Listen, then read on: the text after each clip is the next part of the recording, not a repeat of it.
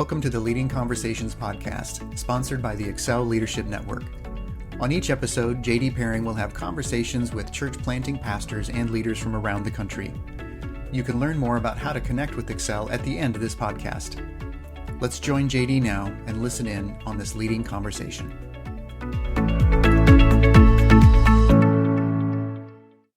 We are delighted to have Stu Streeter with us on our Excel Leadership podcast. I have known Stu for a long time. We go way back. He's always just been an amazing, energetic, highly effective leader.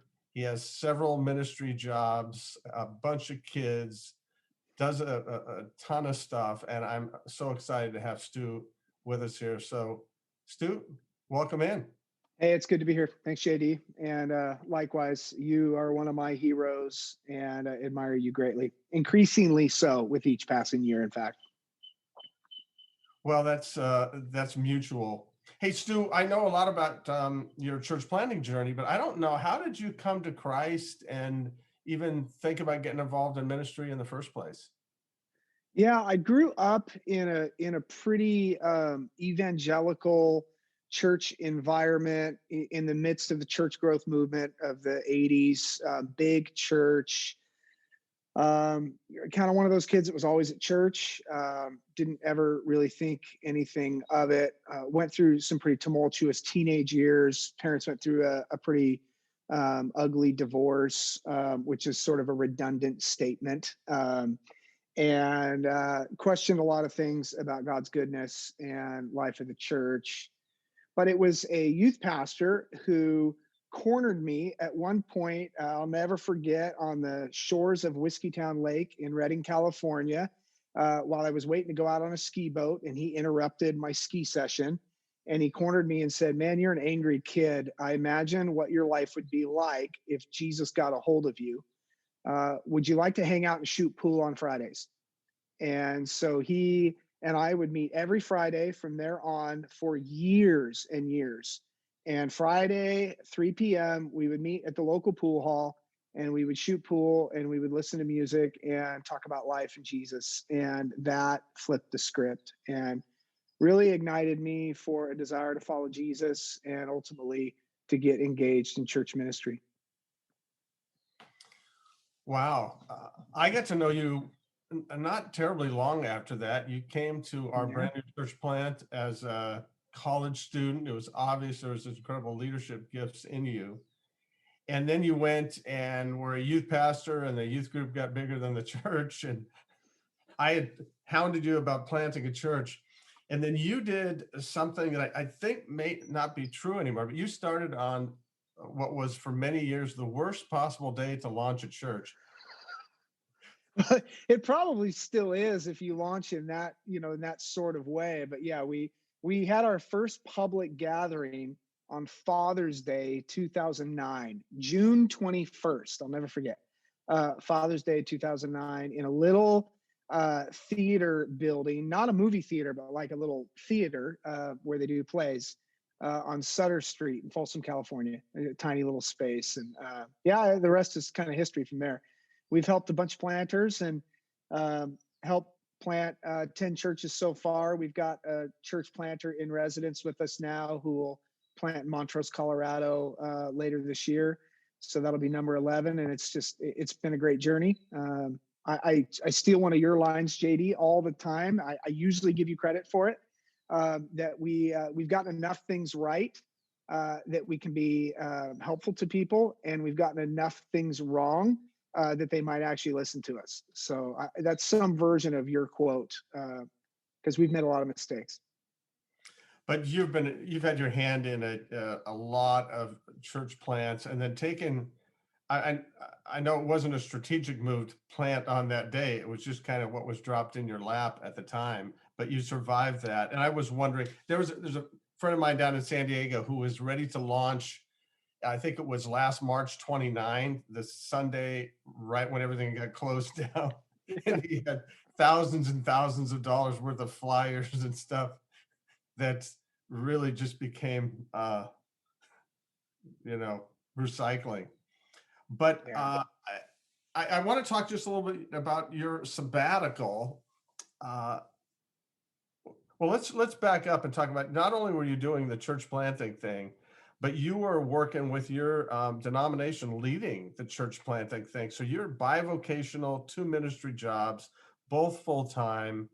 How did you manage that? Well, there's two sides of the coin. There's the side that goes out on a podcast, and then there's the side that we talk about later in the night. Both are true, by the way. One's not untrue. Some of it is I'm just a guy who runs pretty fast, and I do have a wiring to have a number of plates spinning at one time. That has its benefits, but it also has its dark side. So I don't say that. I hope it doesn't feel braggadocious. It's just, some of it just is the wiring.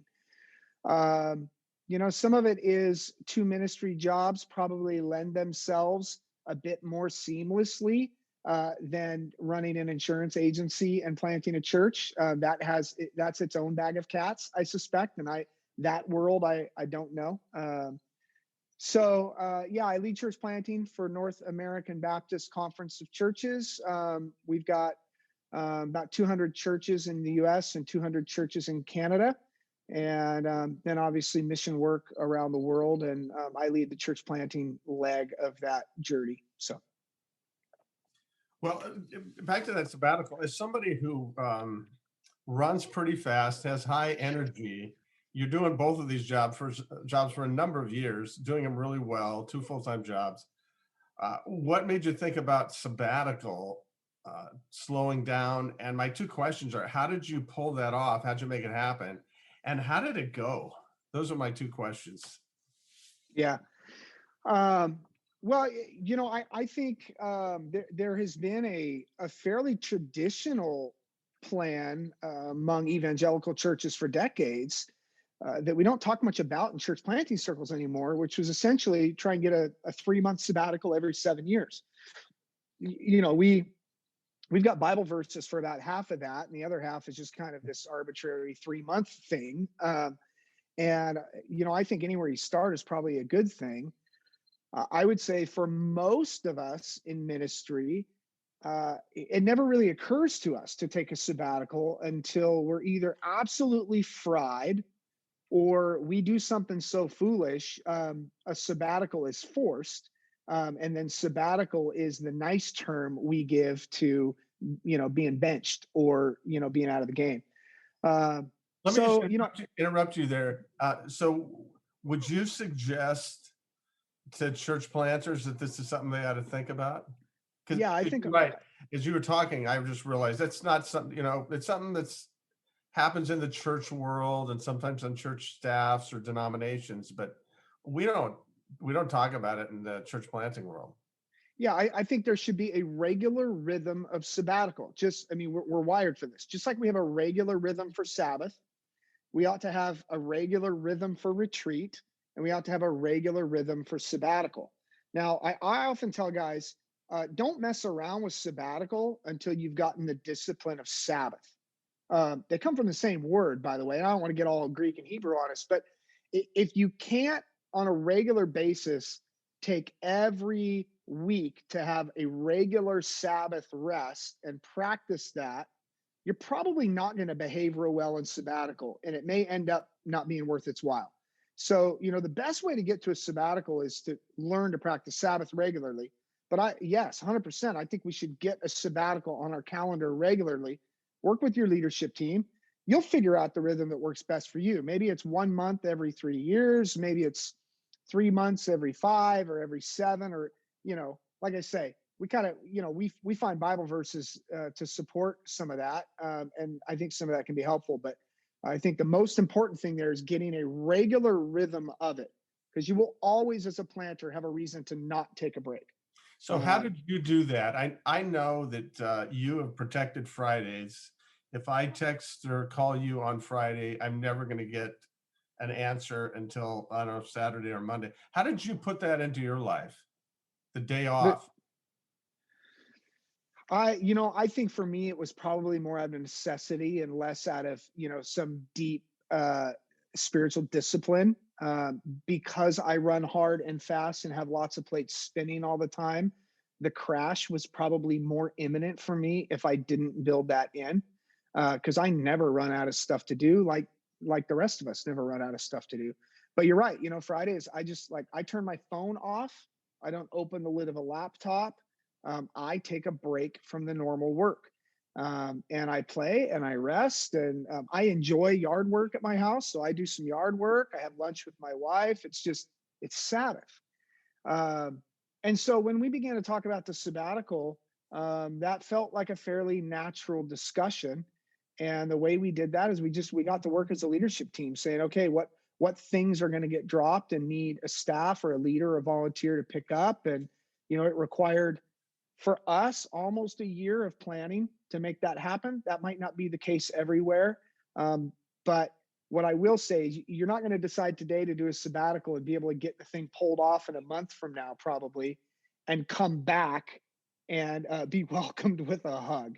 It's going to require quite a bit of work on the front end to get that ready. And we've got all kinds of documents we created for that, and a big planning document that we wrote. I'm happy to share that with any of you guys. So anybody here with us live or those on the podcast, you can send me an email, and I'm assuming that'll be in the show notes. Otherwise, it's just stu@disciples.church. stu@disciples.church, STU. I can send you all that stuff. Happy to do that. Well, thank you. And you're just coming back from sabbatical now. So how did it go? It was good. I've been back about 2 weeks now. It was an excellent time away. It was a time of really good soul searching and quietness before the Lord. It was a time more than anything of forced intentional obscurity. And that is part of the rhythm of the gift of Sabbath. And that is part of the rhythm and gift of sabbatical that we don't talk about as often. Rest was very important, absolutely. Rejuvenation was great. Time with God was incredible. But one of the amazing things that happened in there was just this intentional obscurity that we don't do too much with. I want to press into the obscurity, but before I do that, what did you do for 3 months? What did Stu Streeter do for 3 months without 17 plates spinning? Just like, what was your daily thing? I slept every day. I slept at least 9 hours. There were a lot of days I slept 10 hours. And there was a time in my life when I was a 4-hour a night guy, somewhat proudly, which is shameful now to know I used to do that. These days I sleep 6 to 7 hours a night usually, but on sabbatical, I slept 9 or 10 hours every single day. I didn't set an alarm for 3 months. I want the rest of you to imagine a world where you don't have an alarm waking you up. That was amazing. I'm a cyclist, and so I rode my bike every single day and just enjoyed that. If I felt like riding a long way, I rode a long way. And if I felt like riding a short distance, I rode down to the local coffee shop, and I sat at the coffee shop and I drank coffee for a couple hours and read, and then leisurely rode home, and I cooked dinner for my family. I mean, it was really, really wonderful. I'm not much of a journaler, but I worked, probably the one thing I worked hard, 2 things I worked really hard at, was I tried to journal every day something, just kind of get down on paper what was stirring inside of me, what was bubbling up, where my thoughts were racing off to. And then I left social media altogether as part of my intentional stepping into obscurity. Worked really hard to say, I have no public voice for the next 3 months, and there is nobody out there clamoring to hear what Stu has to say. And that was a really important thing for me to do.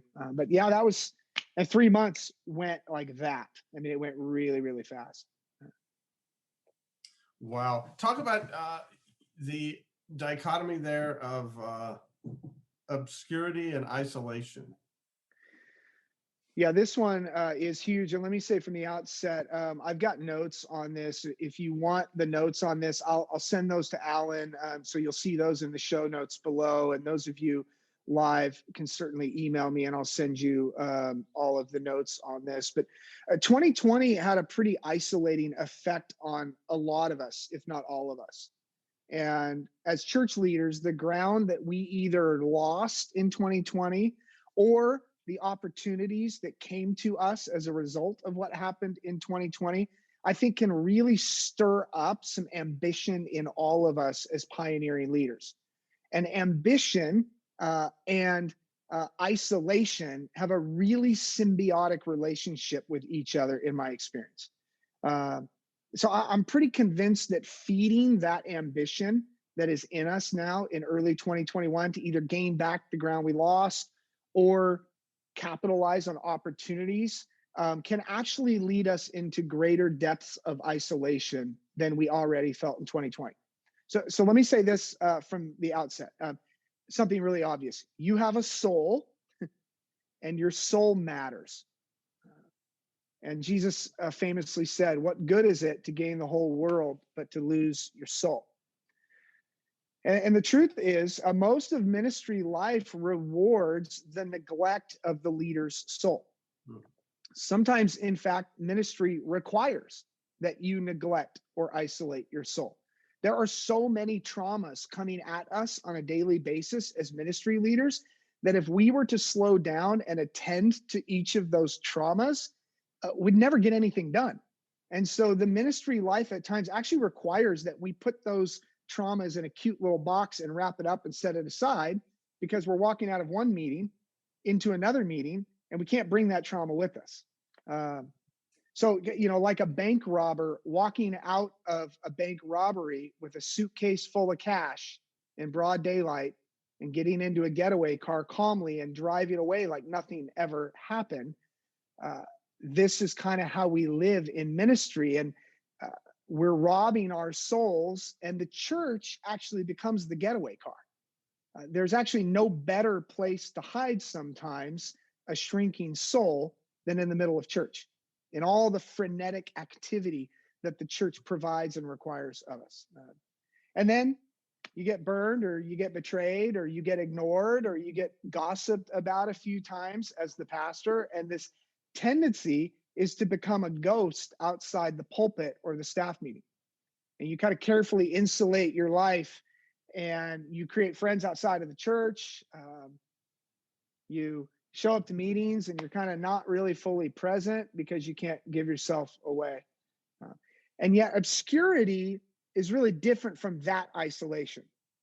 Obscurity rests in the security of who I am in Christ and who I am not in some pecking order.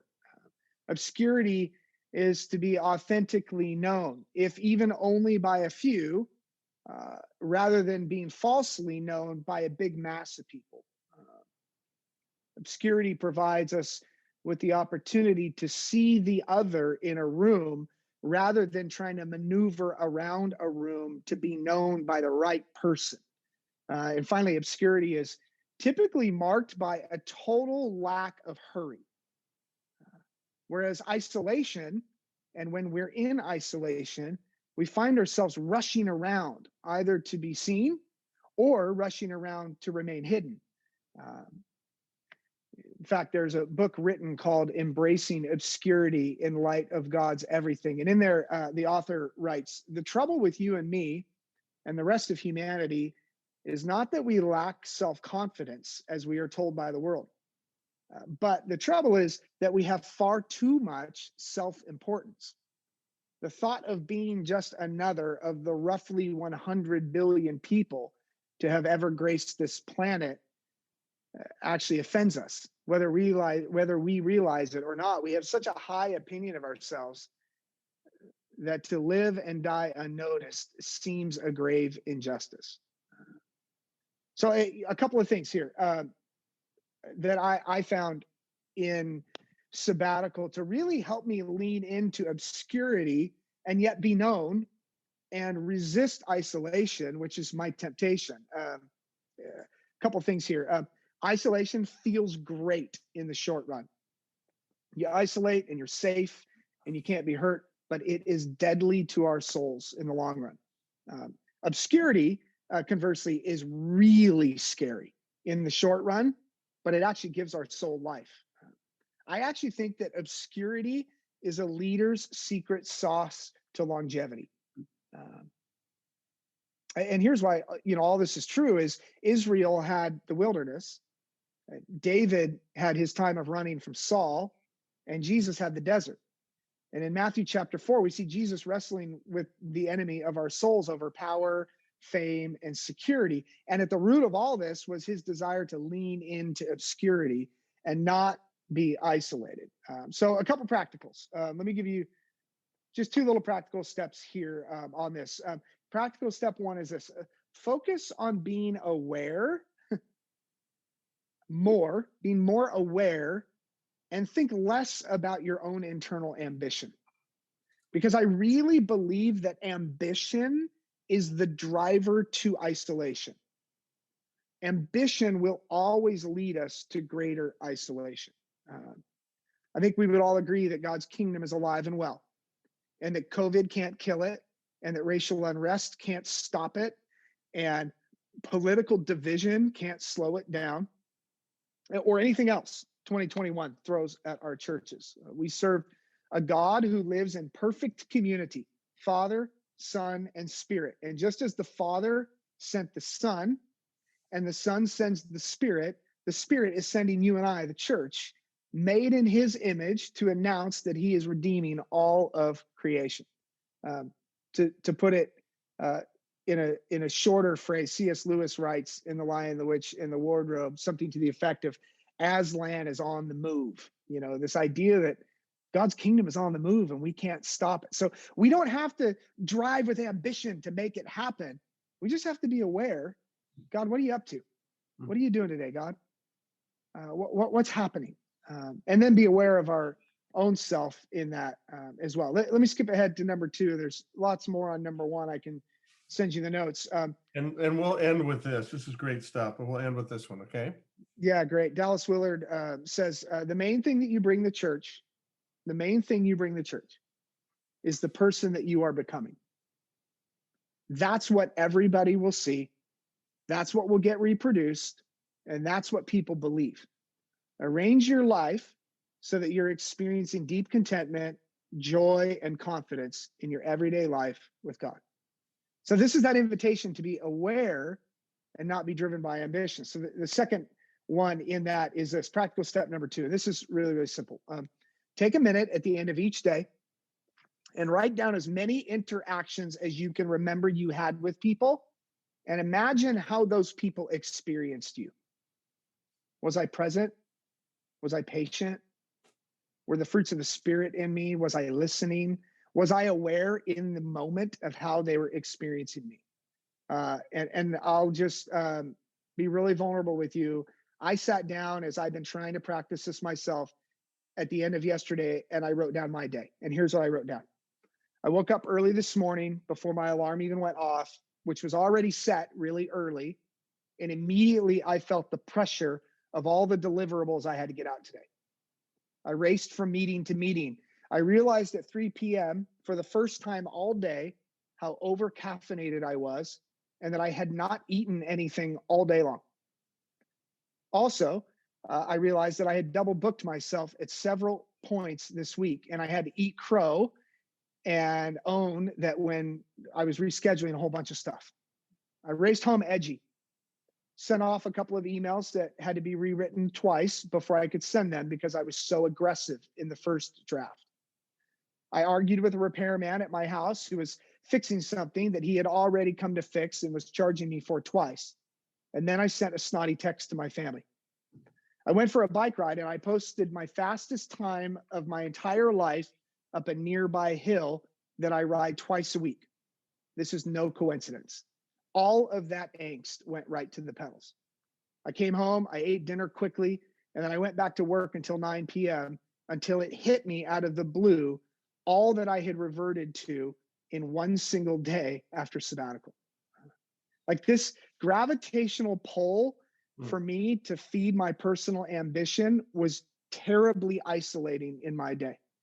But conversely, when I carefully attend and I catch myself in and I lean into personal obscurity, I think I find a second set of questions. I change from the question of what can I get done today and how can I make a name for myself? And instead, I start looking over my calendar and asking God, what are you doing in that person's life today who am I about to meet with? Or God, where are you inviting me to join you on your mission today? Or how can I breathe life into this meeting today? And I really think that will change everything as Christ increases and we decrease.